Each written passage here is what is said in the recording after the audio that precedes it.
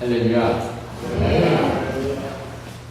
이어서 제일 마지막 시간에 또 주일 예배를 마치겠습니다. 주님이 주신 말씀을 같이 읽도록 하겠습니다. 먼저 사도행전 2장 42절로 47절까지 우리 그 안내문에 20페이지에 나옵니다. 20페이지에 나옵니다. 첫 절을 제가 봉독하고 차례를 돌고 가신 뒤에 마지막 절을 봉독하도록 하겠습니다. 그들이 사도의 가르침을 받아 서로 교제하고 떡을 떼며 오로지 기도하기를 힘씁니다.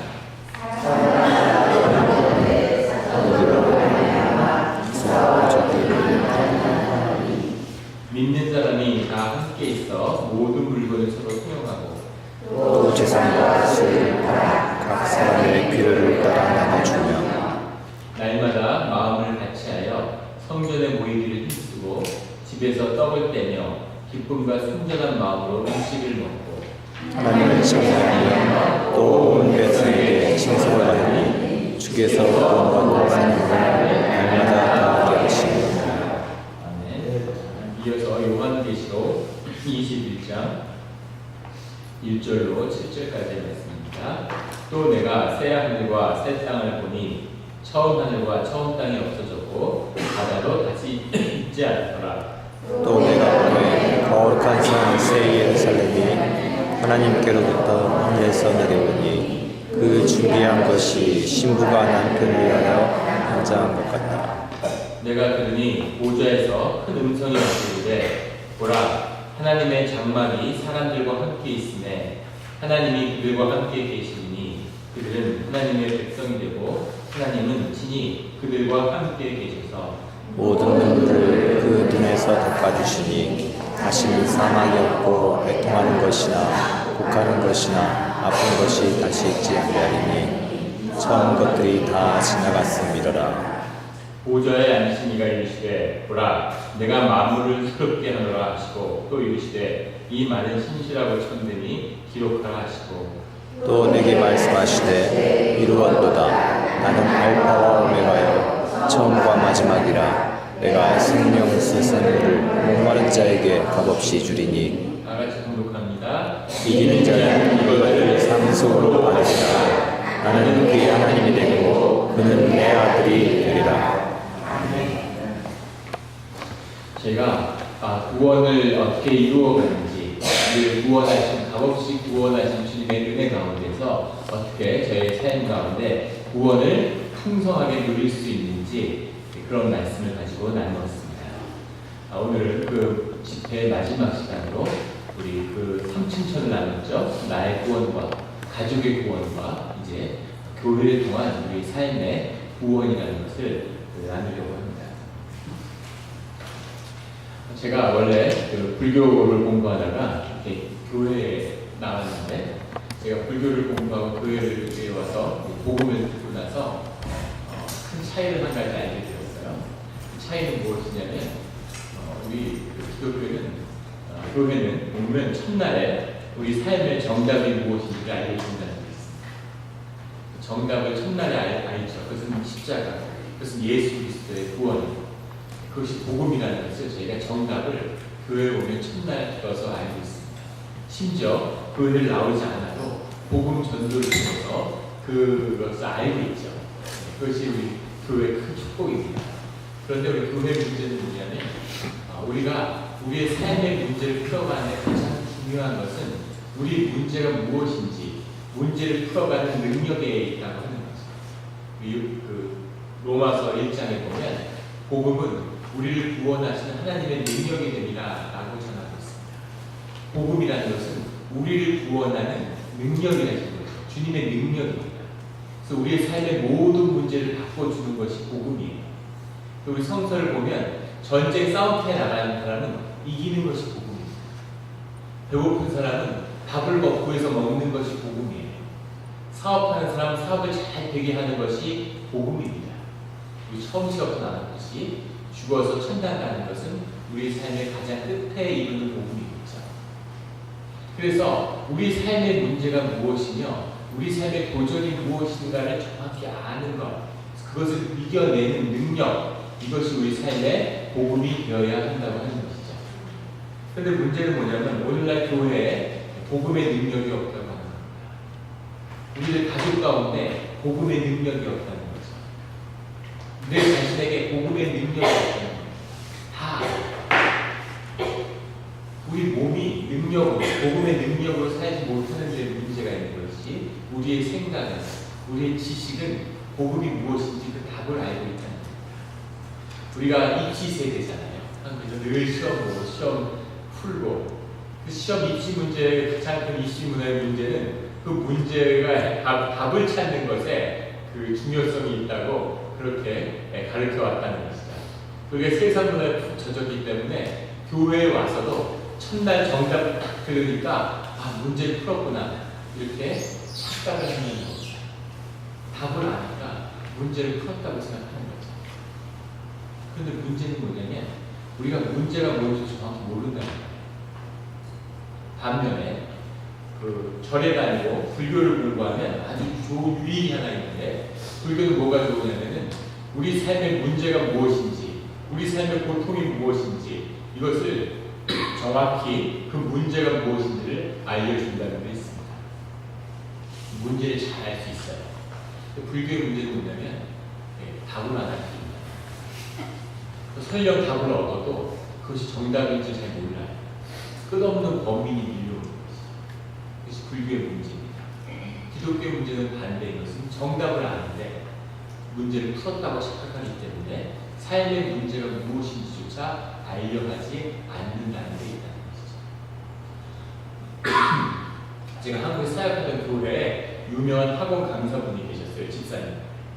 집사님이 유명한, 한국에서 아주 학원에서 수학 강사로 알리는 분이 계시니까 교회 그 학부모님도 요청을 해가지고 어떻게 하면 수학을 잘할 수 있을까에 대한 특강을 부탁드렸습니다. 그래서 와서 이렇게 특강을 하셨어요. 그래서 제가 처음에는 교회에서 별걸 다 하네 이런 마음이 있었어요. 그래서 이제 교회 행사니까 가서 이렇게 앉혀서 듣다가 큰 은혜를 받았어요. 역시 세상의 모든 질문을 하나로 통하고 있구나 하는 걸 들었어요. 그분이 무슨 얘기를 하냐면 학생들에게 놀랍게도 당시 학원 강사지만 진짜 교회 자녀들 앞에 두고 하니까 진실만을 말씀하시는 거죠.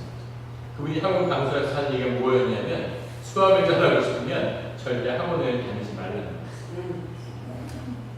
학원을 다니면 뭐가 문제냐면 학원을 다니면서 멋진 학원 강사의 해설을 들으면서 문제가 척척 풀리고 문제를 풀리는 노하우를 배우면서 학생들이 문제를 풀었다고, 풀 수 있다고 착각한다는 거죠.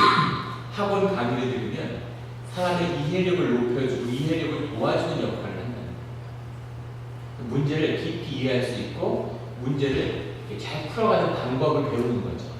그런데 문제는 뭐냐면 시험에서 정말 테스트하는 것은 그 사람이, 학생이 얼마나 이해력이 높은가를 측정하는 것이 아니라 한국의 수학 능력 시험에서 요구하는 능력은 얼마나 학생이 주어진 시간에 주어진 문제를 풀어낼 수 있는지 틀리지 않고 그 수리력을 측정하는 데 있다는 거예요. 수리력을 늘리려면 문제를 꾸준히 풀어야 된다는 거예요. 계속 문제를 풀어야 되는데 이것을 운동하는 거하고 똑같아서 내가 열심히 2달 동안 수학 문제를 풀어도 한 2-5달 놀면은 그냥 다 아무것도 안 해요. 쉬지 말고 매일 1시간씩 계속 이렇게 수학을 풀어야 돼요. 그래서 수학 능력을 보면서 끙끙대고 안 풀리는데 이거 왜 이렇게 풀고 또 풀고 이렇게 애쓰고 힘들어하면서 수리력이 늘어나는 거죠. 근데 강의를 그 시간에 듣고 있으면 문제를 계속 푸는 걸 보니까 이해력도 좀 늘어나겠죠. 그리고 문제를 풀 수 있을 것 같은 착각에 빠지는데 수학 능력 시험에서 절대로 학생이 못 풀 능력, 깊은 이해력을 요구하는 문제를 묻는 게 아니라는 거죠.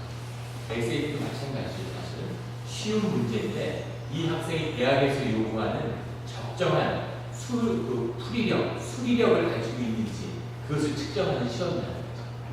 그래서 열심히 풀어야 된다는 거예요. 문제하고 자기가 씨름을 해야지 학원 강의 들어서는 늘지 않는다고. 이 말 듣고 제가 감동받는 건 우리의 신앙도 똑같다는 거죠. 우리가 좋은 말씀을 듣고, 요즘도 인터넷 시대가 열려서 전 세계의 좋은 목사님들 무슨 안 가리고 다 듣고 무슨 특강, 무슨 이런 이 신앙 특강 이런 거 다 듣고 이런 걸 다 들으면서 세상의 진실이 이거구나, 복음의 그 내용이 이것이구나 하는 걸 또 듣고 은혜 받고 좋고, 이게 물론 좋죠. 그런데 그렇게 들어서 내 신앙의 능력이 생기는 것은 아니라는 거예요. 신앙의 능력은 어떻게 생기냐면 내가 복음을 믿음으로 붙잡고서 그리고 삶과 부딪혀서 실험하는 데서 생겨나는 것이죠. 그래서 신앙의 머슬이 자라나요. 그 능력이 커져야 돼요. 삶의 능력이 커져야 됩니다. 능력의 삶의 수위가 높아져야 돼요. 이 삶의 수위가 높아지면 세상을 싸워서 넉넉히 이기는 자가 될 수 있습니다.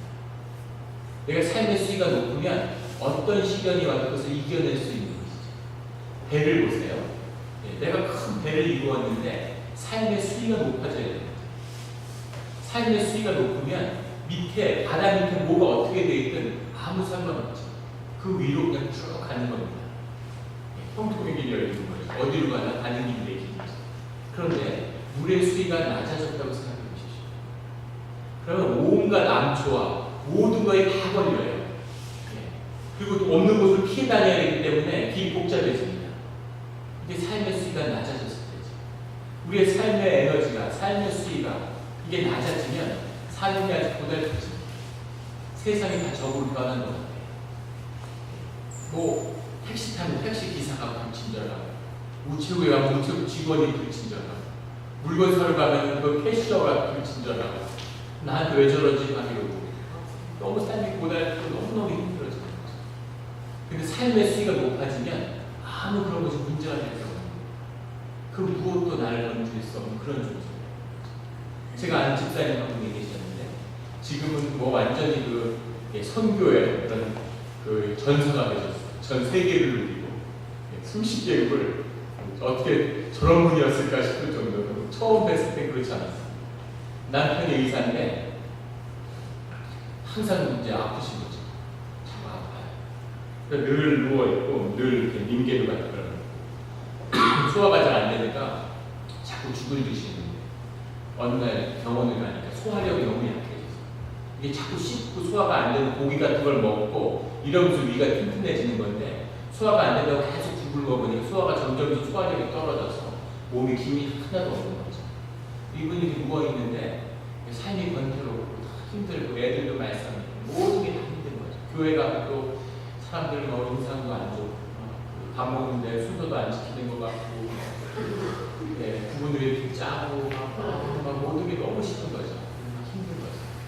그런데 어느 날 당신이 그래도 마음에 한 줄기 소망으로 쇼핑이 나가있죠.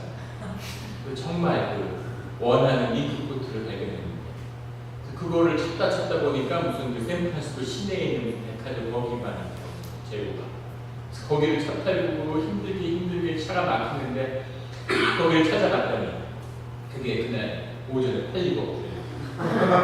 그래서 백화점을 나왔는데 너무 속상해가지고 거기서 앉아서 우셨대요. 링크코트가 없어서 울었을까요? 뭐 그런 이유도 있을 수 있지만, 그러니까 되는 게 없는 거죠, 삶의 인생이. 너무 속상한 거예요. 짜증이 나. 뭐 하나 되는 게 없으니까. 돈 주고 물건 사는 것도 마음대로 안 되는 거예요. 이렇게 슬퍼하시는 분이었어요. 근데 이분이 한 가지 사건을 경험하게 되는데, 잘 몰라서 이 중앙아시아에 우즈베키스탄이라는 나라가 있는데 거기에 단기 선교를 하는 걸 따라가시게 돼요. 선교 여행 가는 거. 주변에서 거짓말을 그런 거죠. 그래서 관광상품 그런 데를 못 가니까 거기 한번 가보자 이거 따라가. 이분이 따라가면서 집안에 이제 아이들이 셋이 있는데 장난감들 안무 뭐 옛날에는 부서진 거 뭐 이런 거 봤는데 버리기 나가고 이렇게 쌓아놨는데, 그거를 다 이렇게 넣어서 가방에 혹시나 거기 가면 쓸모가 있을까 해서 가져가셨는데, 가보니까 같이 가시는 분들이 전부 다 새 것만 갖고 오는 거예요. 학원분들 다 새 것만. 그래서 딱 포장해가지고 갖고 왔는데 부끄러워서 당신 가져온 거를 애들 쓰다가 부서진 걸 갖고 왔으니까 꺼내지 못하시는 거죠. 그리고 당신 가방에 백팩에 매갖고 그냥 다니셨다는 거예요. 그러다가 이제 노방 전도를 한다는데 무슨 전도를 어떻게 하겠습니까? 말도 안 통하고. 그래가지고 그 마을을 돌아다니는데 그 골목길에서 시멘트로 된 건물에 이상하게 마음이 끌려서 글로 이렇게 들어가 보게 된 거죠. 들어가 보니까 거기가 보육원이에요. 옛날 말로 보학원.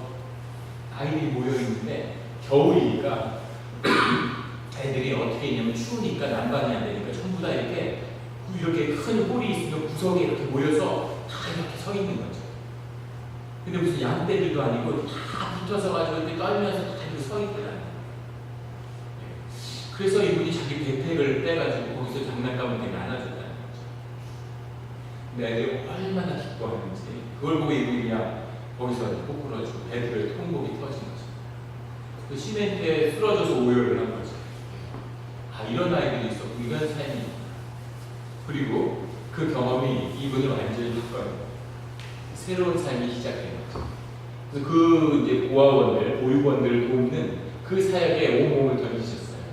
그 사역을 하면서 이분이 점점 변화를 가고 그 안에 숨어있던 남성상 전사가 깨어나는 거죠. 근데 이분이 이제 남편이 굉장히 돈도 잘 벌고 잘 사는 줄 알았어요. 사역을 해보니까 돈이 끝도 없이 필요한 거죠. 그 중앙아시아에는 수천 명의 아이들을 먹이는 엄마가 됐으니까 얼마나 필요가 됐겠어요. 남편이 돈 버는 걸로는 안 되는 거죠. 이분이 비즈니스를 시작하셨습니다. 사업을 해요. 근데 이분처럼 사업하는 건 처음 봤습니다. 당신이 5일 체인지샵 이런 걸 차려놨는데 거기에 2달에 한 번도 안 가요. 근데 신기한 건 그곳을 통해서 기도하는 사람들이 모이는 거예요. 물론 그곳을 통해서 영주권도 받고 이런 분도 많이 나왔죠. 근데 정말 자기 일처럼 정말 좋은 분들이 거기 모여드는 거죠. 유학생을 와서 아르바이트 시켰더니 또 이 친구가 그렇게 기도하는 친구. 매일 제가 그 이제 가게도 가봤는데 그 가게가 시작되기 전에 전부 둘러앉아서 같이 기도하고 그리고 그 가게에 대해서 축복하고 성령을 초청하고. 근데 거기서 일하는 학생이 저한테 해준 얘기입니다. 아주 신기한 거예요. 그 길 건너편에 그 가게보다 한 4배는 큰 아주 멋떨어진 가게가 있는데 그 엔지노리샵이 그거보다 이 작은 가게가 몇 배나 더 매출이 더 나옵니다. 이 손님을 보내줘야 하는 거죠. 아무리 가게 잘 쳐놓은 거 사람이 아니고 사람들이 물밀듯이 온다. 그래서 거기서 많은 엄청난 이문이 남으니까 그 돈으로 정말 선한 일을 많이 하셨죠. 그래서 이것이 하나님의 일이고 이것이 하나님이 일을 해가시는 방법이구나 하는 것을 보았습니다. 이분이 그것을 구원받고 가족이 매일 다투고 자녀들하고 다투고 그 어린 딸과 막 싸우고 이런 분들인데 자녀가 그전에도 돌보지 않았지만 이제 거의 방치하는 거죠. 집에 거의 안 계시기 때문에. 근데 아이들이 잘 자랐다. 그 다도자 흘려받았어요. 참 신기한 거죠. 그래서 그 아이들을 주님에게 맡겼기 때문에 주님이 그 아이들을 키우신 거죠. 가정의 일도 내 일도 비즈니스도 교회의 일도 다 이와 같이 돼야 되는 겁니다. 하나님에게 드리고 나는 하나님의 일을 하고 하나님은 내 일을 맡아서 하셔야 되는 거죠. 사업을 하는 분들은 다 아시죠? 사업이라는 게 내 뜻대로 되지 않는다고 하시더라고요. 막 사기를 당하고 막 뻥뻥 일이 터지고 이러는데도 뻗어나갈 때는 거침없이 뻗어나가. 그리고 이 일이 사그러들 때는 조그만 사고 아무것도 아닌 거라고 생각한 사고가 막 홍사에 휘말리고 이러면서 커지고 사업이 무너져 내리는 거죠. 그래서 그런 스피릿이 있는 겁니다. 제가 한국에 있을 때 그 예전에 고양시를 공부할 때 풍수에 관심이 많았어요. 풍수를 공부하는데 풍수를 공부하다 보니까 이제 양태풍수, 음태풍수 이런 게 있잖아요. 서울에는 크게 두 개의 명산이 있는데 산의 전기를 받는 거죠. 하나님의 전기를 받는 걸 모르니까 산의 전기를 받는 거예요. 그래서 두 개의 산이 있는데 서울을 감싸는 산은 중요한 산은 남산과 북한산입니다. 원래는 사막산인데 이제 북한산이라고 이름을 붙였죠. 요즘 북한산이라고 부르는데 북한산과 정확히 얘기하면 인왕산이죠. 북한산 중에 인왕산과 남산입니다. 그런데 인왕산은 돌이 많아요. 그래서 볼산이라고 뼈골을 써서 볼산이라고 그러고 남산은 흙이 많죠. 육산이라고 합니다. 그래서 그 흙에서는 부가 나고 이 돌에서는 권세가 난다는 거죠. 근데 뭐 요즘 세상에 권세 있어 뭐 하겠어요. 그래서 인왕산은 포기하고 우리 남산을 집중하는 거죠. 그래서 최고의 명당이 어딜까? 우리나라에서 가장 이 부를 이루는 명당이 어딜까를 제가 체크를 해가지고 찾아가 봤죠. 그랬더니 거기에 한옥집이 한 집 있더라고요. 누가 사는지 알지 못했어요. 그래서 그 아부인 대문이 높으니까 뭐 집안을 볼 수가 없잖아요. 그래서 반대편으로 돌아가서 이태원 쪽으로 돌아가니까 이슬람 사원이었어요. 거기 위에서 보니까 그 집안이 내려다보여요. 근데 아주 집을 잘 졌더라. 정성 들여 지은 집이라는 걸 알고 있어요. 그래서 첫 번째 집을 보고 두 번째로 좋은 집은 한남동에 있는데 그것도 남산의 줄기죠. 거길 가니까 거기 집이 굉장히 커요. 근데 막루가 서 있고 아예 접근도 못했는 거예요. 경찰들이 있어. 경찰 같은 사람. 제 생각에 이것은 외교관 공간 같은 건가 보다 이렇게 막연히 생각을 했어요. 그리고 나서는 이제 제가 뭐 미국하고 또 뭐 이렇게 기독교의 길을 가서 잊었다가 다시 한국에 가서 우연히 식당에서 밥을 먹으면 보다가 그 두 곳에 사는 주인이 누군지 알았어요. 첫 번째 명당에 살던 사람은 삼성그룹을 만든 이병철 회장이었어요. 그 사람의 집인데 지금은 이제 사람이 살지 않고 무슨 사무실을 승지원인가 그런 걸로 쓴대. 첫 번째 그거였어요. 두 번째 것은 그 통일교를 만든 그 문성명이 살던 그 집이라. 그 사람들이 우연히 거기에 자리를 잡았을까요? 재밌는 건 뭐냐면 제가 그 경제신문 하나를 아침에 보는데 어떤 기사가 나왔냐면 여수 앞바다에 섬이 있는데 거기를 지금 이제 삼성 회장이 이병철 회장의 아들인 이건희 회장이라는 분이 거기에 땅을 샀다 팔았다 하는데 한 그 2만 5천 평쯤 되는 섬을 사들였다는 거죠. 그래서 그걸 왜 샀을까 하는 게 그 신문의 궁금증입니다, 진짜. 그런데 개인 별장을 짓기에는 너무 크고 회사의 연수원을 짓기에는 너무 작고 그걸 왜 샀을까? 그런 거죠. 왜 샀을까요? 묘지를 쓰려고 샀을 겁니다. 그 사람의 풍수를 보는 거죠. 본인이 보는지 아니면 옆에 직원이 누가 있는지 모르겠지만 그걸 보는 겁니다. 제가 삼성에 있는 임원분한테 물어봤어요. 그런 거 실제 보냐? 그러니까 말도 못하게 보냐. 그 모든 공장터, 회사터 그런 걸 다 돌로 잡고 직원들은 헬리콥터를 내리는데 위에서 보고서 뭐가 틀렸다 이러면 건물 내부도 안 보고 그냥 가버리는 거예요. 그러니까 직원이나 임원들이 굉장한 스트레스를 받고 신경 쓴다는 거예요. 그래서 혹시나 한번 찾아봤어요. 여수에 있는 앞바다에. 여수에 있는 대부분의 부동산은 다 통일교가 사들여요. 그리고 이 삼성에서 산 그 바로 옆에 있는 섬을 문성명이 사들인 걸 알았어요. 그 사람도 똑같은 거를 같은 직원인지 모르겠지만 똑같은 걸 보고 있는 거죠. 자, 그 사람들은 왜 할 일이 없어서 그런 짓을 하고 있는 거예요. 이번에 SK그룹 회장 형제가 다 구속됐죠. 한국의 3대 재벌인데 세상에 충격을 준 건 그 사람이 거의 고문인가 하는 사람인데 사실 굉장히 유명한 이런 전쟁인데 그 사람을 끼고서 투자를 하다가 돈을 날리니까 회사 돈을 그걸 나갔다가 횡령으로 둘 다 감옥에 갔어요. 근데 그 점장이한테 복비로 우리 돈으로 2천억을 줬어요. 소헌드레드 밀리언 복비로 줬어요. 그러니까 국세청에서 거기다가 소득세를 부과했어요. 근데 복비에 소득세를 부과한 일이 어디냐? 이러고 행정법원에 재판을 신청해서 재판을 진행 중이에요. 그래서 한국에서 점장들이 많죠. 몇만 명 되는 게 초미의 관심이죠. 복비에 소득세가 부과됩니다. 그런 문제가 있어요. 왜? 보이시죠? 큰 재벌을 하고 그 안에 뭐 수많은 애널리스트들이 있고 뭘 정말 과학 투자를 하지만 그걸로 안 된다는 걸 아는 겁니다. 뭔가 스피릿이 움직여야 하는 거죠. 그 힘을 필요로 하는 거예요. 그래서 그런 짓을 하는 거죠. 사람들은 다 알아요. 뭔가 보이지 않는 그런 영의 힘이 움직여야지 일이 된다는 걸 아는 거죠. 영이 앞서가면서 그 일을 해결해야 되는 걸 아는데 세상에서는 세상의 영을 구하는 거죠. 세상을 지배하는 영이 있는 거죠. 얼마 전 한국 아이돌 가수가 자살을 했어요. 이 집을 내려고 하는데 자신이 너무 두려워가지고 있다가 자살을 했어요. 이게 히트를 안 하면 어떡하나. 왜 자살했어요? 일집이 히트하고 아무것도 아니던 비행 청소년이 이제 완전히 영웅이 된 겁니다. 수십만 명이 따라다니고 수많은 팬들이 집 앞에 장사를 붙이고 너무 좋았겠죠. 그런데 문제는 뭐냐면 그게 본인 게 아니라는 걸 자기가 아는 거죠. 그게 자기 게 아닌 거예요. 자기가 누리고는 있지만 그러니까 두려운 거죠. 언제든지 뺏길 수 있고 자기는 다시 비행 청소년으로 돌아갈 수 있고 그리고 1집 앨범이 히트했지만 그게 자기 능력이나 자기 실력이 아니라는 걸 아는 거죠. 2집 앨범이 나는 성공 못하면 어떡하나. 자기가 할 수 있는 게 아니니까 두려워하다가 목숨을 끊는 거죠. 이 사람이 1집 앨범의 성공으로 이끈 것은 무엇이겠습니까? 세상의 영입니다. 그것이 거기다 기름 부음을 주는 거죠. 세상의 영도 기름을 붓고 영웅을 세웁니다.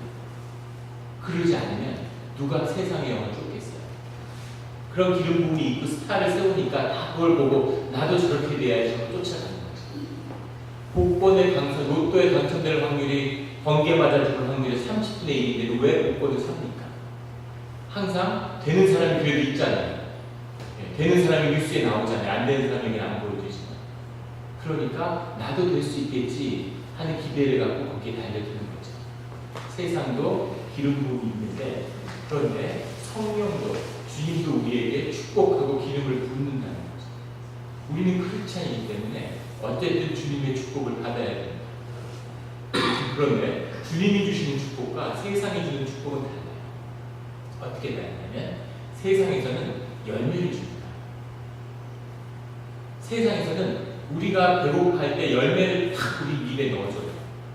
우리가 바라는 바로 그 축복입니다. 우리가 돈이 필요할 때 돈을 탁 주는 거죠. 집이 필요할 때 집을 탁 주는 거예요. 더 큰 집을, 상상도 못했던 집을 탁 주는 거죠. 나에게 태어금 필요하기 위해서 1 밀리언이 있어야 될 텐데 이럴 때 세상 내게 100 밀리언을 주는 거예요. 이게 축복 아닙니까? 근데 주님은 어떤 방식으로 축복을 하시냐면, 주님은 우리에게 정말 축복이 필요하고 열매가 필요한데 열매를 주시는 게 아니라 씨앗을 주세요. 겨자씨앗은 조금만 씨앗. 우리는 그것을 받으면 완전히 맹붕에 빠지죠. 이게 뭔가? 지금 열매를 받아주시는 자예요. 나에게 1 밀리언이 필요한데 주님이 나한테 취직을 시켜주세요. 돈 이제 벌어라. 지금 이거 돈 벌어 계산이 안 나오는 거예요. 언제 1 밀리언을 모으지? 네, 이렇게 되는 거죠. 어렵고 힘든 씨앗을 주고 땅을 파서 그걸 심어요. 그리고 눈물과 땀으로 그것을 키우는 겁니다. 나무가 자라죠. 나무가 자라요. 그리고 주님이 뭐라고 얘기하시냐면, 야, 열매가 중요한 게 아니라 나무가 중요한 거다. 우리 복음서에 그 말씀입니다. 세상은 열매를 보고 나무를 판단하는데 주님은 반대로 나무를 보고 열매를 판단합니다. 열매가 중요한 게 아니라 나무가 중요한 거야. 나무가 좋은 나무면 당연히 좋은 열매가 있는 거지. 열매를 보지 말고 나무를 봐라. 나무를 보지 말고 뿌리를 봐라. 이것이 주님의 인도하십니다. 그래서 나무가 쭉 자라나면 어떤 일이 생기냐면, 거기에 많은 피와 땀이 들어갔지만 나무가 다 자라나서 나무에서 열매가 내리기 시작할 때는 30배, 60배, 100배의 수확을 거두는 거죠. 넘치는 열매를 거둡니다. 나는 내 먹을 열매가 없어서 주님에게 먹을 열매를 구했는데, 주님은 나와 내 가족과 내 이웃과 지역 사회와 세상이 먹고도 남을 그런 열매를 주시는 거예요. 더 놀라운 것은 그 열매가 내 거라는 겁니다. 주님의 것이지만 내 거예요. 우리가 집을 주님에게 드렸어요. 등기를 주님 앞으로 이전하나요? 여전히 제 이름으로 드렸죠. 주님 거일 뿐인 거죠. 내가 그것을 가지고 이 땅에서 누리는 거예요. 그런데 더 중요한 것은 열매를 계속 먹고 누리고 나누어 주지만 우리가 열매에 묶이지 않는다는 거죠. 왜냐하면 열매는 너무 당연한 거기 때문에. 열매는 매년 주렁주렁 열리고 더 많이 열리기 때문에 뿌리가 깊어질수록 당연히 열매는 따서 누리는 거지 열매가 중요한 게 아니야. 그런데 세상은 나무가 아니라 열매를 주기 때문에 열매를 먹었어요. 그럼 어떻게 될까요? 열매에 묶이는 겁니다. 그 맛을 봤기 때문에 이제 그거 없이는 못 살아요. 그것은 내 것이 아닙니다. 내년에 또 내년에 열매를, 인생이 아무리 풍성한 열매를 누려도 거지입니다. 거지처럼 열매를 받고 또 받고 또 받고, 그래서 복비가 2,000억이 나가는 거예요. 2,000억은 어디서 나왔을까요? 그 전에 아무 그게 없는데 어느 날 갑자기 전 모두에 2,000억을 줬을까요? 그게 계속되는 거죠. 복비 내고 예언받고 그대로 하니까 돈 벌고 그 사이클을 계속 돌면서 큰 부를 이뤘겠죠. 그러니까 2천억을 줘도 또 뭐 5천억 벌면 되니까 그런 거 아니었겠습니까? 그래서 거지같이 되는 거예요. 재계를 이끌고 사회를 책임져야 할 리더인 줄 알았는데 거진 거예요. 열매를 구걸하는 거죠. 그런데 크리스천의 축복이라고 하는 것은 나무로 뿌리를 내고 나무가 자라기 때문에 열매는 주렁주렁 열리고 점점 뿌리는 깊이 되는 거죠. 더 중요한 것은 나무를 우리가 우리 가정의 유산으로 받았기 때문에 우리 교회의 나무를 유산으로 받았기 때문에 그래서 내가 뿐만이 아니라 내 자손들도 대대로 당연히 그 열매를 누립니다. 왜냐하면 내가 가도 내가 이 땅을 떠나도 이 땅의 내 자식들이 계속 그 나무를 가지고 있기 때문입니다. 이것이 주님이 주신 축복입니다. 내가 씨앗을 가졌다고 해서 아직 씨앗을 심었는데 싹도 땅에서 안 보인다고 해서 그래서 너무 슬퍼하지 마십시오. 주님이 나를 보는 거. 우리 세상에 속아서 내가 잘 먹어야지, 내가 잘 돼야지, 난 지금 내 자식 잘 되는 게 무슨 소용이야, 내가 죽은다고. 살아서 내가 누려야지. 이것은 마귀의 계획입니다. 세상에 쏘는 거예요. 주님은 절대 나만 보지 않습니다. 노아를 의인이라고 하고 세상을 멸망시킬 때 노아를 통해서 세상을 구원하셨어요. 노아가 의인이라고 하는데 세상이 악해서 세상을 멸망시켜버릴 정도로 주님이 실망하셨는데 노아가 그 속에서 뭐가 얼마나 의인이었을까요? 그런 말씀을 어떻게 노아에게 사람에게 할 수 있습니까?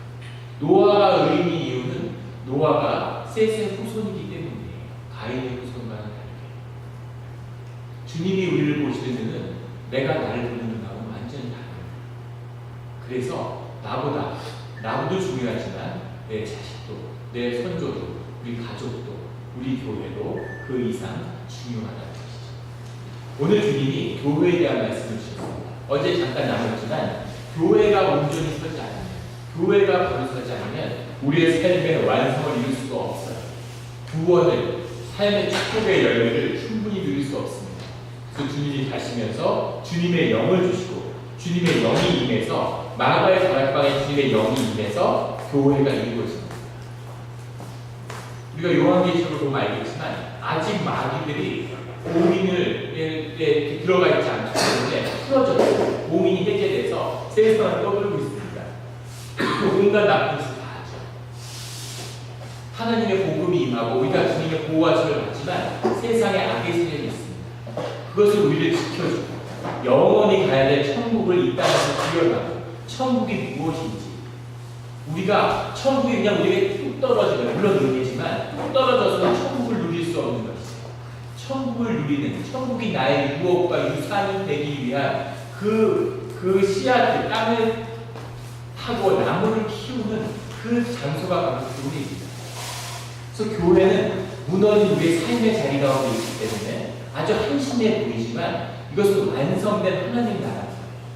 하나님의 나라가 여기 임해서 그것이 완성되어야지만 그것을 이루어가는 과정 가운데 성령의 역사와 연합해서 이것을 이루어가는 거예요. 그래서 우리의 사역과 우리의 헌신이 중요해요. 그 헌신을 통해서 우리가 이 신앙의 머슬을 키울 수가 있습니다. 우리가 신앙의 용사가 되는 거예요. 봉사하지 않고 말씀 좋아하고 기도만 하면 절대 능력이 생기지 않습니다. 신앙의 능력이 생기지 않아요. 교회 봉사가 나 자신을 향한 거라는 것을 잊지 마십시오. 제가 집에서 청소를 하는데 저희 세 아들이 있어요. 큰애 둘째는 이미 그걸 벗어났는데 셋째는 제가 청소기만 들면 쫓아와가지고 앞에다 들고 자기가 막 발치를 합니다. 그리고 너무 좋아하고 청소는 자기가 다 하는 것처럼. 그래서 맨날 자기가 청소할 테니까 아빠가 도와주라고. 그래서 애가 앞에서 청소기 이렇게 끌고 제가 뒤에서 그걸 들고 다니는데 제가 혼자 하면 15분, 집도 뭐 조그맣잖아요. 방금 경찰이 그 집에 뭐 청소할 때 있으니까 한 15분이면 다 해요. 근데 애하고 붙잡고 뒤에서 이렇게 같이 하면 허리도 너무 아프고 한 1시간 반 해야 됩니다. 막 이렇게 하고 이것도 영상 키워야 되고 힘든 게 보통 힘든 게 아니죠. 그래도 그걸 같이 해요. 왜 같이 할까요? 애가 좋아하니까. 애가 좋아하고 사실 전 좋은 거. 내하고 그냥 놀잖아요. 저기 서로 애가 좋아하고 그 기쁨이 저를 기쁘게 하니까 같이 이렇게 하는 거죠. 그러면은 애가 엄마가 오면은 애가 그렇게 자랑스러워서 엄마한테 엄마 내가 오늘 집 청소를 다 하겠다는 거야. 그러고는 약간 양심을 찌든지 아빠가 조금 도와줘. 우리가 교회 사역을 하는데 하나님 우리가 가족 수련회 준비하는데 성령이여 도우소서. 하나님 좀 도와주세요. 함께 해주세요. 그리고 우리가 이제 감사의 기도를 드립니다. 우리가 이 일을 하는데 도와주셔서 감사합니다. 사실 주님이 다 하시는 거예요. 주님이 하시는 일인데 우리의 기쁨을 위해서 우리를 동참시키십니다. 하나님이 저기 나무하고 돌들을 통해서도 그 일을 이룰 수 있다고 하셨어요. 그런데 우리의 기쁨, 그것이 우리의 열매, 우리의 나무가 축복의 생명의 나무가 될 수 있도록 우리를 쓰시는 거죠.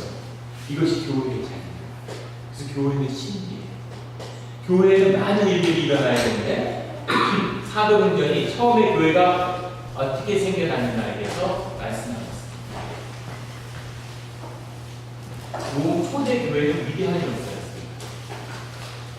로마 시대에 교회가 섰는데 로마에서 교회 인구가 가장 많아졌을 때가 전체 인구의 2%였다. 대부분이 여성과 노예들이었습니다. 세상에 드러나지 않기 위해서 지금 하수구 같은데 지하국대에 숨어가지고 예배드렸어요. 근데 더 놀라운 신비는 뭐냐면 그거를 찾아내려고 하고 그걸 잡아다가 죽였다는 거죠. 사자들에게. 노예와 여성들이 조용히 몰래 모여가지고 성경 읽고 찬송하고 기도하는데 그게 무슨 사회의 위법이 된다고 그걸 잡아다가 사자굴에 넣어가지고 사자에게 뜯어먹히게 하고 그걸 사람들에게 보여줬어요. 이상하지 않습니까? 이런 모임이 있는지도 모르고 관심도 없어야 되는데 왜 여자와 노예들이 모여서 예배드리는데 그렇게 관심이 많아요? 세상에 영이 안 됩니다. 로마가 어떻게 보면 좋습니다. 그것을 견딜 수가 없습니다. 그리고 로마가 무너졌어요. 이것이 교회의 능력입니다. 그냥 예배드리고 치료하는데 세상에 가장 악한 최고의 권세가 천년을 가진 권세가 무너져버립니다. 이것이 교회의 능력이고 주님의 능력입니다. 오늘 한국 사회는 크리스찬이 25%, 전체 인구의 4명 중에 1명이 크리스찬입니다. 근데 세상이 점점 악하고 낙해지고 타락하는 거죠. 교회가 맨날 뭐 전도 프로그램, 제가 한국에 있을 때 한번 체크해보니까 전도 프로그램이 200개가 넘어요. 교회가 쓰지 않는데 무엇으로 인도를 하겠다고 사람을 부른다는 거예요.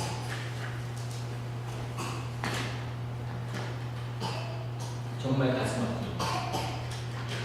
정말 참된 교회가, 작은 교회가 주님으로서 예배를 드릴 수 있으면 그러면 세상은 뒤집어집니다. 새로운 역사가 시작되고 주님이 이것을 구하는 것이죠. 오늘 본문의 42절에 사도의 가르침을 바로 서로 교제하고 떡을 떼며 오로지 기도하기를 힘씁니다. 사도의 가르침을 받는다는 것은 예배를 말씀이 주님의 영이기 때문에 주님의 열림을 계속 새롭게 하고 받는 것입니다. 그러니까 교회에서 목사님이 말씀을 전할 때 그것은 주님의 영이 나가는 거예요. 그런데 그것은 목사님 혼자 그냥 전하는 게 아니라 사람들이 그 마음을 열고 주님을 받는 거예요. 정결한 마음으로 하고 예배를 준비해야지 목회자의 마음이 열리고 그것을 통해서 주님이 쓰셔서 주님의 말씀이 나갈 수 있는 거예요. 그래서 목회자의 자리에 제사장은 아니지만 제사장의 직분을 감당할 수 있는 자리에 교회가 세워야 됩니다. 그리고 그 말씀을 사모하기에 그 목회자를 보호하고 지켜야 하는 거예요. 그게 교회의 사명입니다. 많은 이민교회에서 가슴 아픈 건 우리가 어제 잠깐 나눴죠. 가족과 아버지 없는 사람.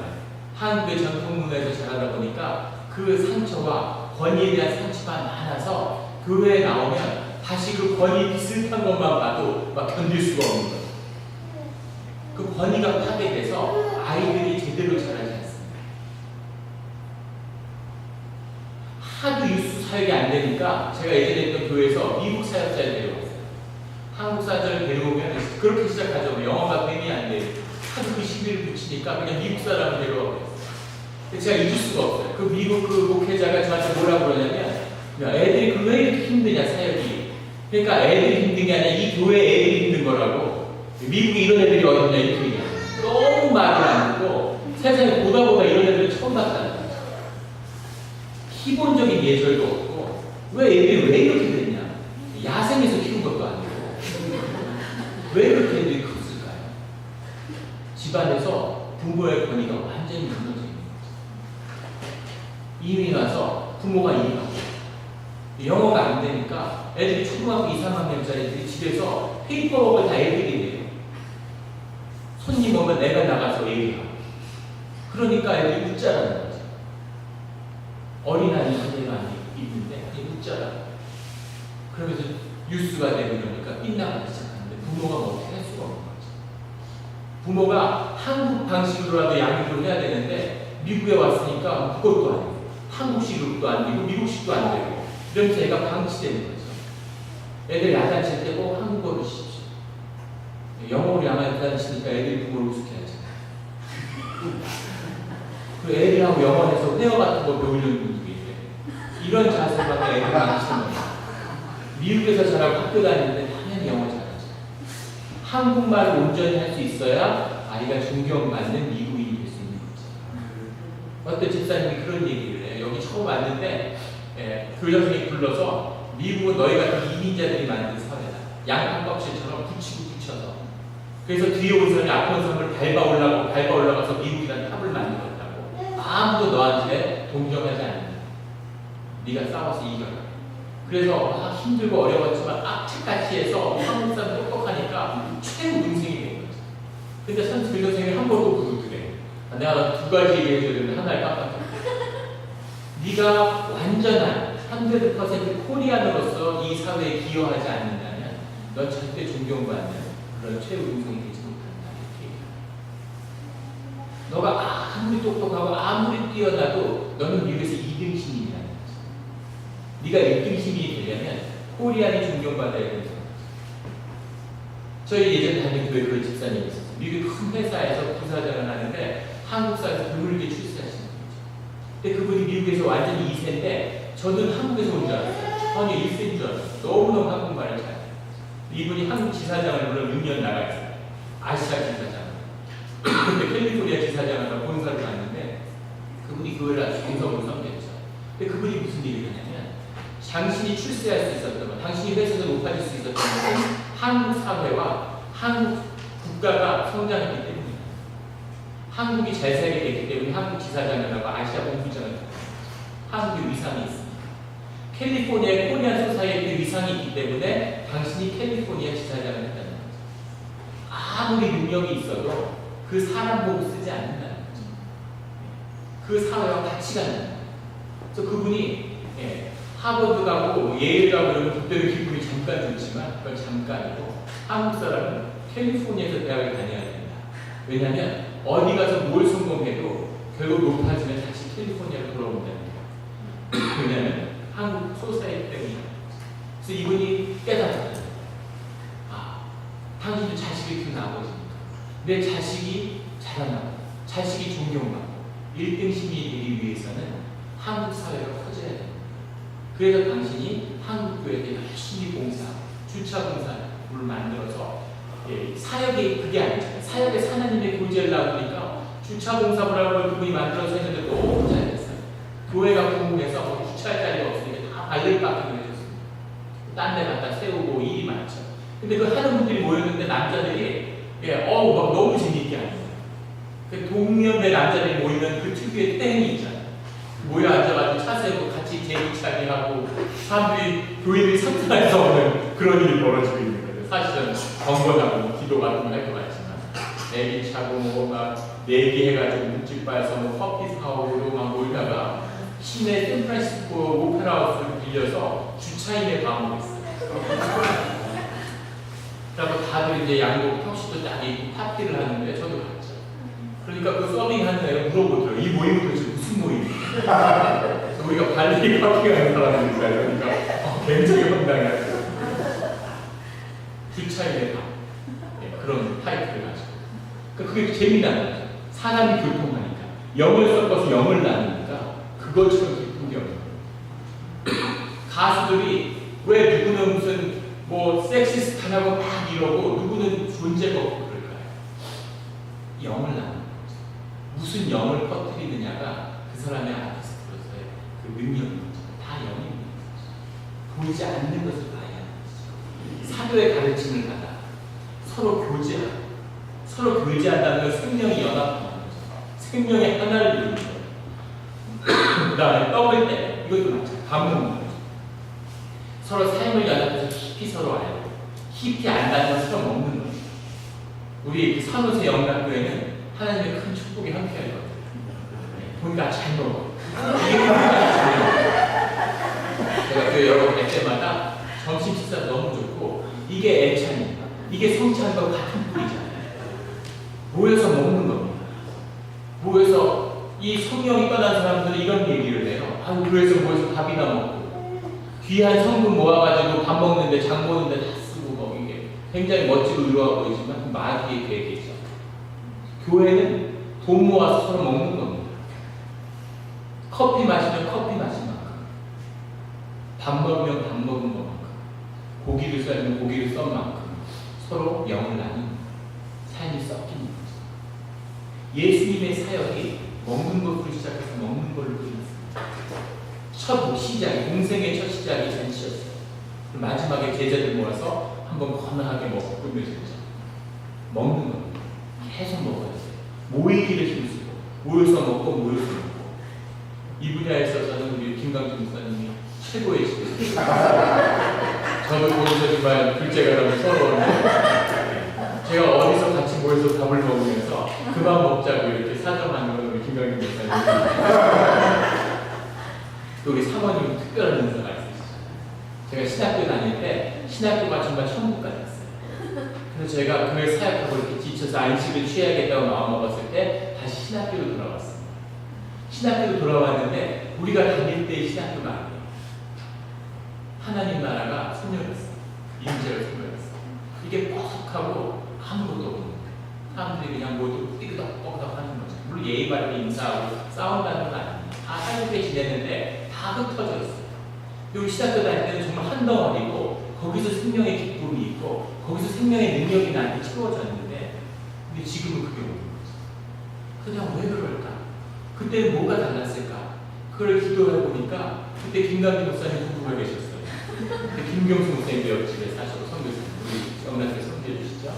그분들이 마음을 열고 집을 열고 그 공동체를 이루는 거죠. 교회에서 공동체 이루는 거하고 목사들 공동체 이루는 거 훨씬 더 힘듭니다. 네. 훨씬 더 못됐잖아요. 그래서 이게 좀처럼 안 되는데 다 받아줘요. 그 모여가지고 늘 밥을 먹는데 사모님 저도 한 1년에 한 200끼 먹었던 기억이 나요. 그냥 저희 집에도 저희 집사람도 있었는데 거기 혼자 와요. 가족 오고 이런 분들 데려다 항상 밥을 먹이셨어요. 그러니까 거기 또 사모님 음식 잘하고 그러시니까 제가 그 육개장만은 지금도 잊지 못합니다. 그러니까 식사할 때만 되면 그냥 가서 먹는 거죠. 계속 먹고 또 먹고 또 먹고 그러면서 삶이 다 풀어지고 한 덩어리가 됐어요. 우리 김강준 목사님한테 또 아주 귀한 그런 게 있는데, 저 김강준 목사님을 굉장히 좋아하죠. 인간적으로도 좋아하는데 저한테 잘해주시고, 그래서 그냥 인간적으로 끌리는 것일까?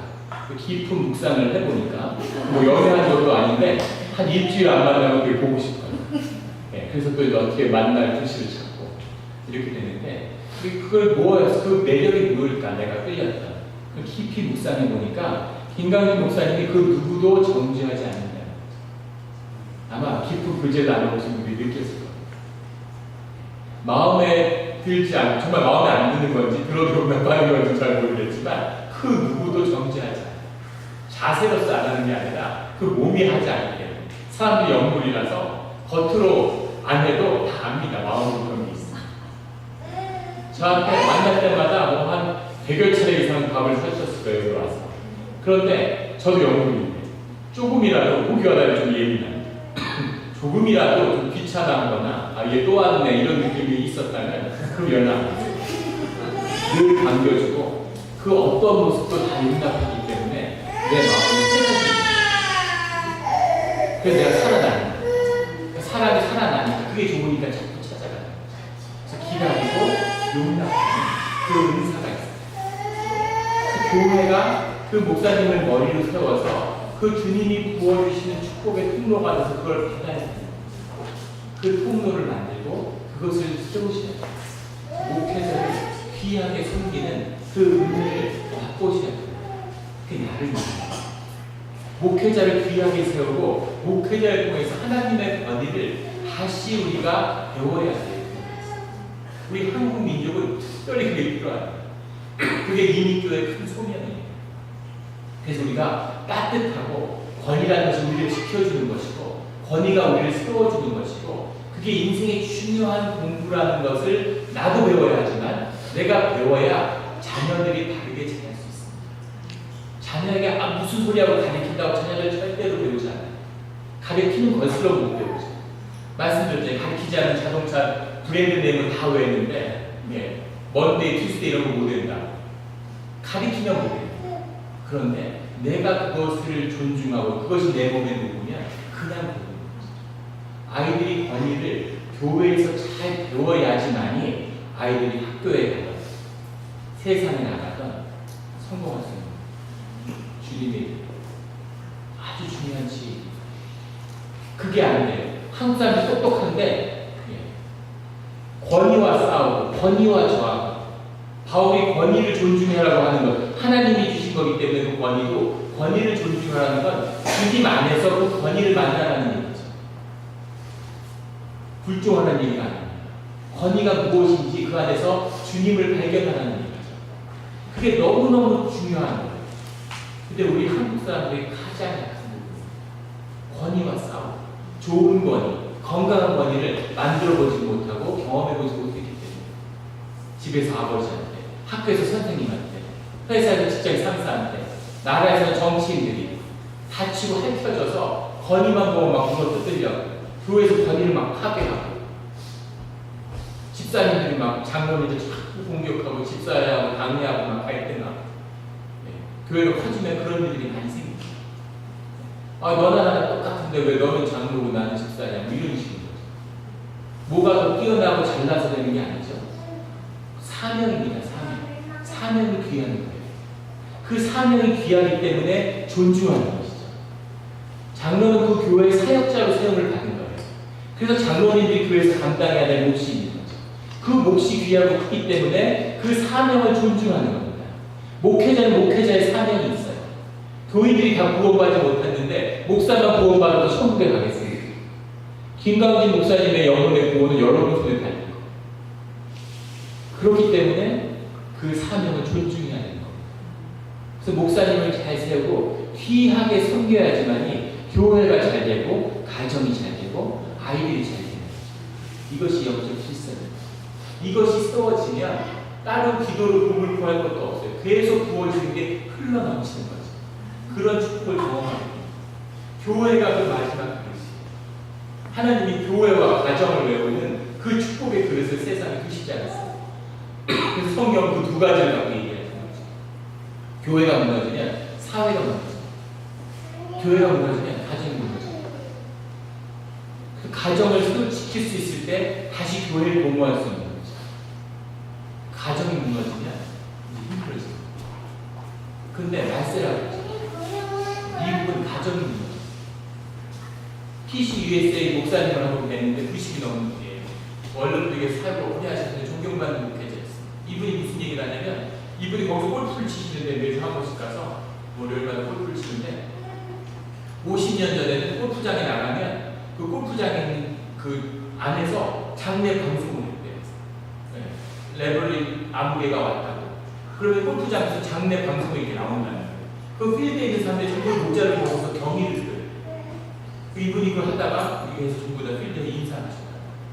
이게 반세기 전이에요.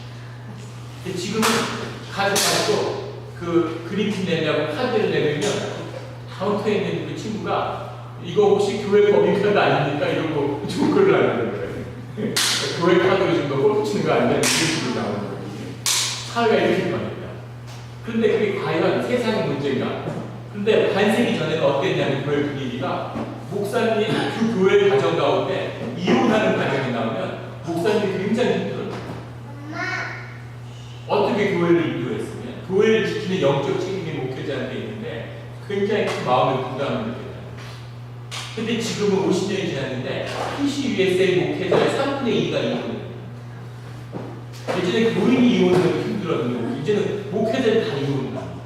가정이 다 깨지고 목회자가 출중하고 뭐 사역을 잘하고 프로그램 잘한다고 교회가 잘 되겠습니까? 매니지먼트 되겠죠. 그런데 교회는 그런 것이 아니죠. 보이지 않는 것이 훨씬 중요한 거예요.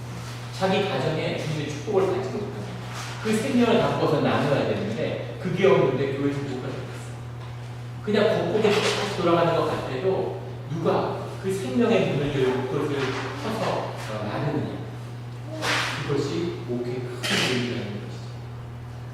교회 안에 그 생명의 샘을 여는 분들이 있어야 되는 거고 교회는 그런 분들이 모여서 그러지 못한 분들을 섬기는 것입니다. 신비한 것은 서로 교제하고 떡을 떼며 오로지 기도하고 이 네 가지가 교회의 근본입니다. 교회에서 뭐 제자 훈련 이런 거 안 했습니다. 뭐 복잡한 거 이런 거 한 적이 없어요. 이 네 가지만 하면 되는 거예요. 가르침을 받고 교제하고 떡을 떼고 기도하고 이 네 가지가 됩니다. 날마다 마음을 같이하여 46절에 성전에 모이기를 힘쓰고 집에서 떡을 떼며 기쁨과 순전한 마음으로 음식을 먹고 집에서 이렇게 모이고 또 이 집에서 모이고 저 집에서 모이고 교회에서 공예배를 드리지만 집에서 그렇게 모이면서 그 사랑을 나눴잖아요. 47절 놀라운 말씀이 나오는데 하나님을 찬미하며 온 백성에게 칭송을 받으니 자 사람들을 찬미하고 하나님을 찬미하고 모여서 떡을 떼고 기도하고 교제하는데 사람들에게 찬미를 받는 거예요. 사람들에게 칭송을 받는 거예요. 아직은 한국 사회, 아직은 미국 사회에 그런 게 남아있죠. 뭐 어떤 일 같은 거 하는데 그분이 교회 집사님이다. 그분이 장로님이다. 그러면 그래도 그 사람 교회 다니는 사람이야. 이런 평가가 아직 있는 거죠. 교회 다니는 사람들이 달라. 교회가 있기 때문에 그게 세상의 빛과 소금이 돼. 그게 있는 이상은 아직 사회에 희망이 있어. 한국 태안반도에 유조선이 뒤집어져서 거기 기름이 완전히 그냥 뒤 덮었잖아요. 그래서 그 세계 뭐 이런 그 환경이 그런 데서 앞으로 어쩌면 영원히 1000년 동안 거기 복원이 안 될 거다. 그래서 2년 만에 복원이 됐어요. 한국 사람은 또 그게 저력이죠. 한국의 교회가 그 중심에 섰어요. 수백만 명의 연인이 맨날 몇만 명 가가지고 휴지를 전부 돌 하나하나 막 해외 토픽에 나오고 지구상에 그런 짓을 하는 사람은 한국 사람밖에 없죠. 돌 하나 저도 또 닦고 돌 하나 저도 그 수도 없는 돌을 수백만 명이 다 닦아가지고 그래서 2년 만에 깨끗해졌잖아요. 그래서 지금은 해수욕장이 되지 않습니까? 이런 것이 하나님의 능력이고 교회의 능력이고 이것이 신앙의 능력입니다. 못할 것이 없어요. 세상을 다스리는 권세가 교회 가운데 있는데 그 지역에 있는 사람들이 교회 사람들을 칭송하는 거죠. 야, 그래도 교회가 있어서 교인들이 그래도 이걸 다 와서 했다고. 교회들이 욕 무지하게 먹지만 그래도 아직은 교회 안에 꺼지지 않는 불씨가 남아있는 거죠. 아직 희망이 있는 거죠. 교회에 하나님이 함께 하시고 이것을 모이니까 놀라운 거죠. 45절에 재산과 소유를 팔아 각 사람의 필요에 따라서 나눠줬다. 다른 구절에 보면 누구도 내 것을 내 것이라고 하지 않았다. 이런 말씀입니다. 이것도 놀라운 일이죠.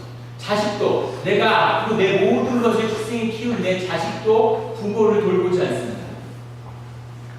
어느 은행 광고카페에 나오더라고요. 대학생 500명한테 미래에 자기가 살 집을 그리라고. 그래서 그거를 500명이 그린 거죠. 그랬는데 아무도, 그것도 남학생과는 다 여학생들이었음에도 불구하고 아무도 부모가 살 방을 혼자 부모가 살지. 그러면서 막 겁주잖아요, 세상에. 이거 맞아. 네 살기를 네가 찾아야 해. 절대로 돈 쓰지 마. 다 모아. 그래서 결국 모아서 모두 못 쓰고 그냥 죽게만 해요. 돈을 있는 대로 다 쓰십시오. 삶이 훨씬 풍요로워져. 우리가 돈을 모으는 만큼 불신하는 거예요.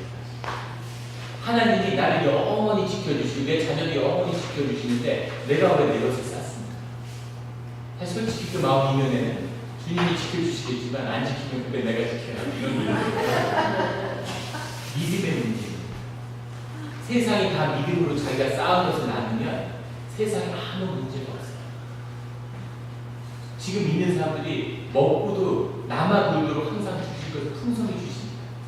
근데 이쪽에서 쌓아놓고 저기서는 굶어주고 세상에 10억은 다이어트라고 20억은 굶주리고 이것이 인간이 하는 악이죠. 일용할 양식을 늘 넘치도록 부어주세요. 사람이 나라는 것이 아니고 다 한 몸과 한 영혼을 이루니까 누구도 내 것을 내 것이라고 하는 사람이 없어서 교회에서 일어난 일에 다 재산과 소유를 팔아서 각 사람의 필요를 따라서 이 사람이 필요하면 이 사람들을 주고 이 사람이 필요하면 이 사람들을 주고 요새는 헌금 가지고 무슨 교회 안에서 구제하면 왜 교회를 그런 일을 하느냐고 하는 분들이 나옵니다. 제가 깜짝 놀랐어요. 교회가 왜 이렇게 됐을까? 교회는 원래 그런 걸 하는 거예요. 교회의 헌금은 무슨 밖에다 봉사하고 선교지에 보내는 것만이 아니라 원래 교회의 헌금이라는 건 돈을 모아서 그 교회 어려운 사람에게 주는 거였어요. 이게 헌금인 거죠. 그걸 다 해는 거예요. 많은 교회들이 와서 저한테 그런 걸 물어보는 분이 계세요. 11조라는 것이 교회 가르침이고 구약의 가르침이 아니냐. 맞습니다. 구약의 가르침. 그건 성전에서 일어나는 일이었어요. 그럼 시작에서 어떻게 했느냐? 시작의 시대의 초대교회에서는 11조를 한 게 아니라 자기 가진 모든 것을 팔아서 다 교회에 내놨습니다. 근데 왜 이 아름다운 전통이 사라졌는지 모르겠습니다. 다시 11조로 들어갔습니다. 자기 모든 걸 팔아서 가진 것을 교회에서 필요에 따라 다 나누는 거예요. 그것이 교회의 모습입니다. 우리가 그것을 이루어가는 거죠. 그래서 교인이면 어려운 사람이 없는 것이죠. 교인이면 굶주린 사람이 없는 것이죠. 그 공동체니까 한 몸입니다. 교회에서 누가 출세하고 성공한 사람이 나오면 내가 자랑스러운 거죠. 한 몸이니까.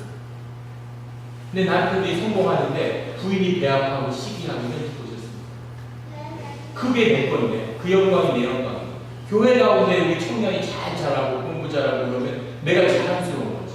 내 자식이니까. 이것이 교회의 모습이라는 거죠. 온 백성에게 직분을 받고 주께서 구원받는 사람을 날마다 더하게 하시잖아요. 교회의 생명수가 부어지면 그러면 전도를 할 필요가 없습니다. 여기에 주님의 그 촛불이 굉장히 이곳에 있으면 그러면 알아서 찾아와요. 노아의 배에 실을 사람들을 노아의 배에 실의 생물들을 찾으러 다니지 않잖아요. 대문을 열어보니까 알아서 찾아오잖아요. 만약에 교회 안에 진정한 생명의 장이 있다면 그러면 교회를 최초조망으로 이렇게 해놓고 거기다 벙커를 파놓고 무슨 뭐 온갖 장애물을 하고 저격수들이 서가지고 교회 들어가는 사람마다 총으로 쏴 죽여도 사람들이 목숨을 걸고 교회를 찾아오게 있습니다. 이것이 교회의 역사예요. 그것이 초대교회가 증거하는 교회의 역사입니다. 이것이 참된 생명이 있다면 교회에 참된 생명이 있다면 그 일이 이루어지는 거죠.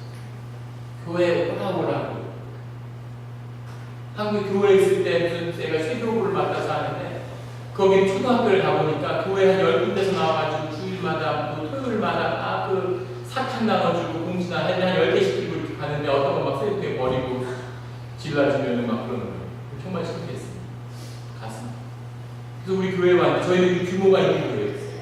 그 교회 그 세교회 하는 장로님이 우리는 뭐 좀 예산이 있으니까 좀 멋지게 해야 되겠다는 거예요. 그래서 우리는 남들 사탕 넣는데 우리 초콜릿 세트 가져가고 있어요. 신기했습니다. 이게 무슨 교회가 코스코도 아니고 무슨 시식하려고 뭐 저도 시식 점심때 되면 장으로 코스코에 가요. 그렇게 한끼 해결하면 좋잖아요. 한국은 이게 굉장히 인색하는 미국 코스코는 뭐 그냥 코스대로 쭉 먹고 간식 뭐 커피까지. 제가 그렇게 10년, 15년을 먹어도 코스코에 감사하는 마음이 없어요. 제 문제도 감사합니다. 그런데 그렇다고 제가 코스코에 은혜를 줬다거나 코스코에 은혜를 갚는다는 마음은 전혀 없다. 교회는 그런 것이 아니에요. 교회 안에는 생명이 넘치고 생명이 부어져야 되는 거죠. 보이지 않는 그것이 갖춰져야 되는 것이 교회입니다. 교회에서 사역이 일어날 때 앞으로 7가지의 일이 일어나요. 요한복음 깊이 묵상해 보시면 교회의 사역에는 7가지 단계가 있어요. 오늘 요한계시록 21절 5절에 나오는 말씀처럼 내가 만물을 새롭게 한다. 그것이 모든 하나님의 영광이 이루어지면 정말 만물이 새로워지는 겁니다. 놀라운 신비가 있는 거예요. 제가 처음에 교회에서 하나님 나라를 경험하고 거기에 붙들린 거죠. 그 다음은 이거구나. 뉴욕의 한 작은 이민교에서 하나님을 만났는데 그때 너무너무 힘들었는데 그때 정말 행복하고 천국이었습니다. 교회에서 살다시피 했어요. 교회에서 19끼를 연달아 먹은 적이 있어요. 그래서 야 교회만 있으면 남극에 살아도 되겠구나. 교회가 있으면 무슨 일을 하든 이런 건 중요하지 않아요. 근데 거기 계시던 목사님이 그 교회를 떠나라고 그러셨어요. 넌 여기 있으면 안 된다. 그래서 신학 공부를 하는데 저는 그 동네에 있고 싶었지만 하지만 떠나라고 해서 떠났죠. 그 교회가 그렇게 뜨거웠어요. 정말 가족에게서도 느끼지 못했던, 부모에게서도 갖지 못했던 그런 사랑이 교회에서 나누어지는 걸 봤습니다. 그래서 살아서 이걸 한 번 더 봐야 되겠다. 이것이 사는 이유가 된 것이죠. 그래서 교회를 다니면서 정말 가슴이 아파요. 교회는 이런 게 아닌데 그런 게 느끼는 것이죠. 예, 교회는 아름다운 모든 것이 새로워져요. 제가 지금 기억에 나는 한 집사님이 있는데 그 가정이 천국이에요. 예, 그 가정에서 예배를 같이 드리는데 찾아가면 아 이것이 천국이구나. 아 여기가 천국이구나 하는 그런 걸 알 수 있는 거죠. 그래서 저는 원래 그런 부부인 줄 알았어요. 근데 그 부부가 자기 살아온 얘기를 하는 거죠. 남편은 엄마가 넷이에요. 아버지가 둘이 있어요. 그런데 첫째 엄마가 애를 못 낳고 둘째 엄마가 아들 둘을 낳았어요. 그리고 셋째 엄마, 넷째 엄마를 또 얻어먹는 거예요. 아니죠. 셋째 엄마가 둘을 낳았다고. 그러니까 첫째 엄마한테 적적하다고 키우라고 주고 둘째는 둘째 엄마한테 주는 거예요. 뭐 사실 그런 아버지가 다 있는지. 그러니까 자라면서 얼마나 깊은 상처가 있어요. 그 엄마 되는 집사님은 한국에서는 부모가 싸우다 이혼을 했어요. 그래가지고 엄마하고 한국에 나갔습니다. 근데 계부가 된 거죠. 계부가 학대를. 그러니까 어머니가 보다가 안 되겠으니까 아버지한테 가라. 미국 가서 공부도 해라. 그래서 미국으로 보내는 거죠. 누구에 오니까 친아버지가 있는데 문제 친아버지도 옆에 계모가 있는 계모가 학대를 그러고 살았어요. 자, 엄마 넷인데 둘째 엄마에서 자란 남편. 계모한테 학대를 받는 부인이 만나서 결혼을 한 거예요. 그래서 결혼을 해서 이제 부부싸움이 시작되는데 정말 뭐 대단했다고요.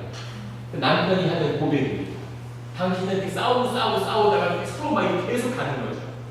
그래서 이제 하루 이제 도저히 이제 뜻을 봐야 되겠다. 이렇게 못 싸우겠다. 그래서 식칼을 뽑아준 거야. 식칼을 이 테이블에다가 딱 꽂을 때 땡 하면서 흔들리는 거죠. 그래서 자기는 어떤 걸 기대했냐면 그 식칼을 가져서 팍 꽂으면 부인이 기절을 하면 정신을 잃으면 어떡하니 너무 놀라서 아니면 적어도 완전히 기가 질려가지고 완전히 막 발벌 떨리게 무서워. 그럼 이 남자의 압도적인 힘으로 이제 가정을 형성하겠구나. 그걸 기대하고 식칼을 딱 꽂았는데 부인 핏이 웃더라는 거예요. 이거 뭐지? 왜 웃지? 그런데 와이프가 부엌에 들어가더니만 전자레인지를 들어가지고 마음을 던지더니만 냉장고를 잡아 풀어서 이걸 엎어버려요. 그러니까 냉장고에 있는 게 막 쏟아져 나오는 그걸 막 던지더래. 그래서 완전히 압도당한 거예요. 근데 그 와이프의 고백은 그런 거예요. 자라면서 그 아버지하고 계모하고 또 친아버지하고 싸우면 그렇게 칼을 빼들고 싸웠다. 그래서 남편이 칼을 꺼갖고 나오는 순간 이제 올 것이 왔구나. 익히 보던 칼. 그 칼이 어떻게 제압하는지 알고 있는 거죠. 뭣도 모르고 칼을 꽂고 나오는 거죠. 자, 그렇게 자란 가정이 행복할 수 있겠습니까? 그 가정이 행복할 수 있을까요? 근데 그 가정이 행복해지는 거죠. 하루아침에 되는 게 아니지만 점점 천국으로 그 아들 셋이 있는데 그 아들의 화석이에요. 그 가정의 역사를 아들의 얼굴이 그 큰아들은 좀 어두워 흑역사를 살았어요. 부모와 보통 어느 집안이나 마지들이 좀 얼굴이 어둡죠. 부모의 그림자가 그리워져. 근데 차츰 밝아져서 셋째는 그냥 얼굴이 달덩이가 하고 하얗고 빛을 발하는 이 부모의 사랑을 그냥 다 받고 사랑을 넣고 자라가지고 애가 내면에 어마어마한 힘이 있죠. 그런 아이들이 큰일을 하는 거예요. 호연지기까지 기가 사. 아무리 똑똑해도 부모가 뭐 집어던지고 소리 퍽퍽 지르고 그러면 애가 제대로 듣지 못하는 거죠. 그래서 이거구나. 그 일이 우리에게 이루어지는 것이구나 하는 걸 봤습니다. 그것은 하루아침에 이루어지는 게 아니라 요한복음 깊이 들어가면 첫 번째 늘 하나님의 말씀이 선포된다는 걸 보시게 됩니다. 교회의 모든 사역이처럼 말씀이 선포됩니다. 그게 시작이에요. 전부는 아니지만 그거 없이는 안 돼요. 아무리 다 좋아도 미국에 있는 교회들 보세요. 정말 역사가 몇백 년 되고 정말 뭐 하나 부러울 것이 없어요.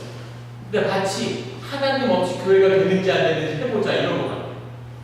프로그램도 완벽하고 사람도 너무 나이스하고 다 좋은데 교회가 점점 힘을 잃고 무기력해집니다. 주님을 부끄러워하고 주님의 능력이 임하지 않는 곳에서는 갈등과 분쟁만 있습니다. 말씀이 선포되는 것이죠. 그 다음에 일어나는 일은 생명의 연합이에요. 우리 친교와 교제 이것이 다 생명의 연합, 생명 나누는 것. 생명을 나누고 생명을 나누면 나눌수록 우리 영의 본질이 하나이기 때문에 그걸 나누고 이 육신이 무너지면 무너질수록 점점 하나가 되는 거죠. 우리가 이 점점 모이기를 줄수록 같이 밥 먹고 같이 웃고 이러면서 영이 합해져서 생명이 연합되는 거죠. 그래서 한 생명을 이루는 것이 그 두 번째 단계. 그것이 이루어지면 우리 이 영락교에서 그것이 이루어진 것 같아요. 그것이 이루어질 것 같아요. 근데 문제는 그것이 이루어진 다음에 그 다음 세 번째 축사와 회개가 일어납니다. 생명이 연합해서 일어나면 정말 좋고 행복한 일이 앞으로 펼쳐질 것 같지만 그렇게 되는 게 아니라 생명이 연합되면 그 안에 숨겨졌던 악이 드러나게 돼 있어요. 그래서 우리 여기 특별히 여기 모인 분들은 교회를 중보하는 분들, 교회를 사랑하고 헌신된 분들이시죠. 그래서 그것을 위해서 기도하고 그것을 준비하실 거예요. 앞으로 우리 영락교회 가운데 그런 역사가 일어날 수 있는데 숨겨졌던 보이지 않는 악한 것이 드러날 수 있어요. 근데 그것은 절대 나쁜 것도 아니고 교회가 문제가 있는 것이 아니라 당연한 것입니다. 내 안에 그런 것이 드러날 수 있어요. 나도 몰라. 가정 가운데 그런 것이 나타나죠. 그것을 쫓아내고 그러한 단계가 되는 거죠. 주님의 영이 함께하기 때문에 그것이 드러나죠. 애굽의 모세가 가서 복음을 딱 말씀을 선포하고 유대인들을 모으니까 바로가 하나님이 함께하시는구나 하는 걸 알죠. 그걸 아는데 그래 그럼 잘 됐다. 그래 내보내줄게 잘 가. 이렇게 하나요? 그러지 않죠? 더 괴롭힙니다. 더 악한 역사가 일어나죠. 그래서 그것을 쫓고 싸우고 그 일들을 통해서 10가지 기적이 일어나죠. 그래서 결국 악을 꺾어버리죠. 왜 그렇게 세게 일어나냐면 강한 것이 가는 꼬아를 들고 있기 때문에.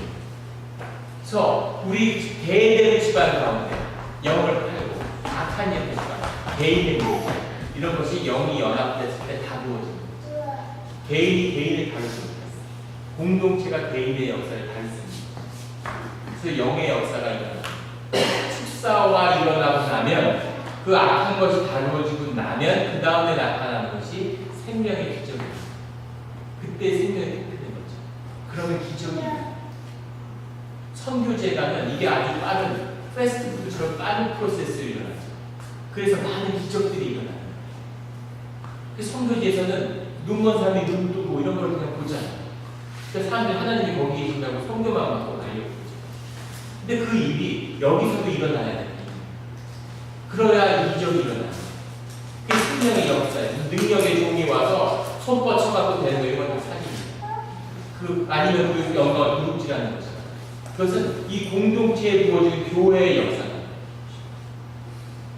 그래서 생명의 기적을 경험하고 그 생명의 기적으로 우리가 자라나게 될 때에 그 다음에 오는 것이 고난입니다. 그래서 고난의 길을 걷게 돼요. 그 고난이 왔을 때 앞에 생명의 연합과 그 생명의 능력을 경험하지 못하면 이 고난을 감당할 수 없어요. 감당할 수 있는 고난만 오는 그 고난과 연단을 통해서 성장해 가는 거예요. 신기한 건 밖에서 보는 사람들 아유 저게 뭐야 신앙생활이 저게 뭐야 시련이 끝나지 않네 고난이 끝나지 않네 근데 그것이 삶의 본질입니다. 중요한 건 그것을 넘어가는 능력이기 때문에 그것을 이기고 또 이기고 대장금 보면은 뭘 하나 해결하면 덮인 시험이 오고 그걸 해결하면 덮인 시험이 오고 작은 궁녀가 그 시험을 다 이기고 나니까 대장금이 돼 있잖아요. 인생의 드라마의 본질이 그것이죠. 사람들이 그것이 원형을 건드리기 때문에 열광하고 좋아하고 일하는 사람도 좋아하고 싸울 사람도 좋아하고 그 비밀은 그것이 영의 본질이기 때문에 이겨나가는 거죠. 고난을 이기고 이겨나가서 그 끝에서 주님의 임재를 완전히 경험하게 되는데 그것이 십자가입니다.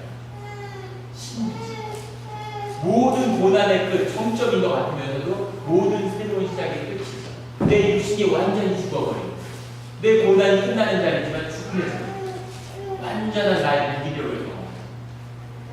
그 고통을 생각하는 친구들, 주님 없이 잠깐 있는 시간을 갖고 주님과 다시 만나요.